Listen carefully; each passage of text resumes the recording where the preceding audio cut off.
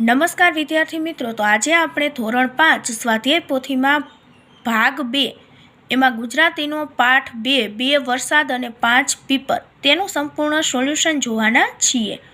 પ્રશ્ન 1, કોષ્ટકમાંથી શબ્દ શોધીને લખો।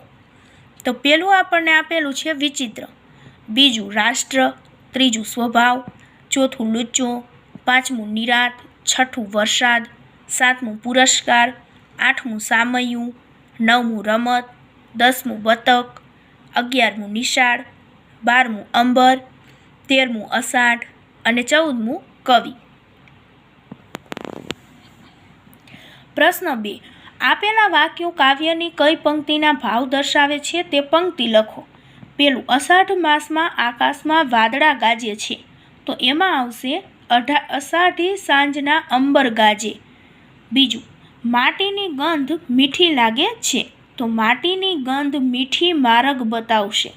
ત્રીજું, વૃક્ષોની ડાળીમાંથી પાંદડા જતા રહ્યા છે, તો વૃક્ષોની ડાળીને પાંદડેથી વહી ચાલ્યા। ચોથું, હૃદયના હેતથી વધાવવા છે, તો હૈયાના હેત થકી સામૈયા કરવાને। પાંચમું, ભાણીની ચૂંદડી રાતી ચોળ છે, તો ભાભીની રાતી ચોળ ચૂંદડી ભીંજે।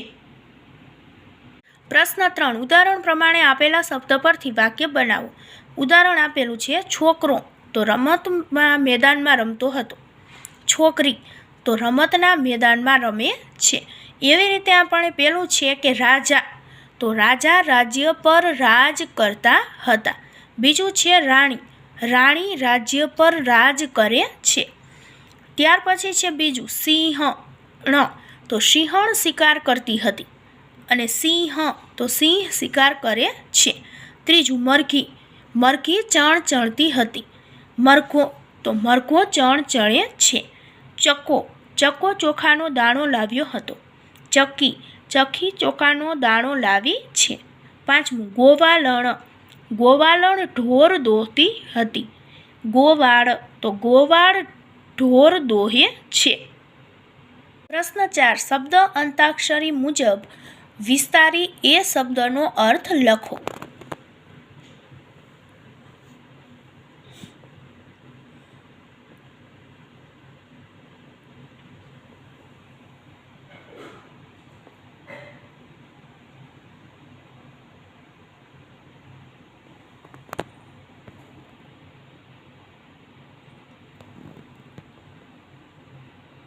પાંચ, તમારા વિસ્તારમાં બોલાતું વરસાદને લગતું જોડકણું તમારા માતા પિતા પાસેથી સાંભળીને લખો।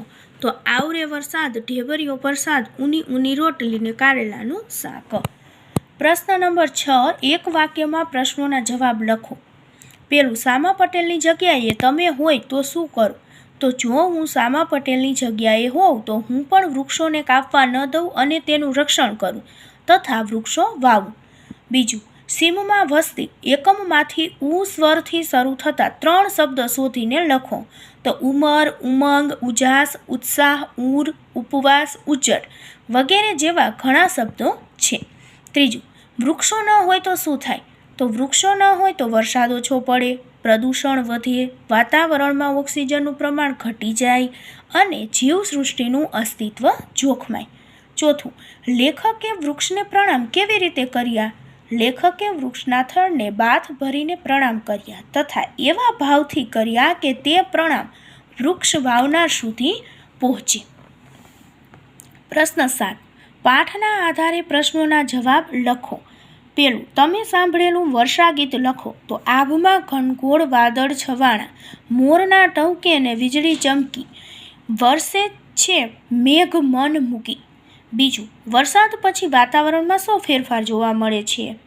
વરસાદ પછી વાતાવરણમાં ઠંડક થઈ જાય છે, ચારે બાજુ હરિયાળી છવાઈ જાય છે અને માટીની મીઠી સુગંધ મન મોહી લે છે, ધૂળ અને ગરમી ઓછી થઈ જાય છે।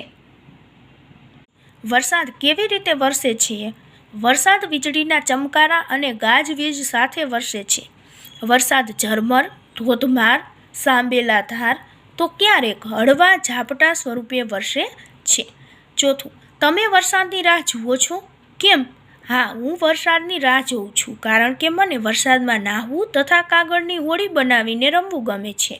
તથા વરસાદ ધરતી પર હરિયાળી પાથરી દે છે અને વાતાવરણમાં ઠંડક થઈ જાય છે. પ્રશ્ન નંબર 8, ઉદાહરણ મુજબ જોડી બનાવો. તો પેલું છે કે હાથી તો હાથણી, બીજું સિંહ તો સિંહણ તો સિંહ, ત્રીજું સસલું તો સસલી, વિદ્યાર્થી તો વિદ્યાર્થીની. પ્રશ્ન 9, પર્વતારોહણ કરવું હોય તો કઈ તૈયારી કરવી પડે? તો પર્વતારોહણ કરવા માટે સૌપ્રથમ શારીરિક અને માનસિક રીતે તૈયારી કરવી પડે. પૂરતો ખોરાક અને પાણી સાથે લઈ જવા પડે. યોગ્ય સાધનો જેવા કે ગરમ કપડાં, બૂટ, મજબૂત દોરડા વગેરે સાથે લઈ જવું. એક અનુભવી માર્ગદર્શકની પણ જરૂર પડે છે.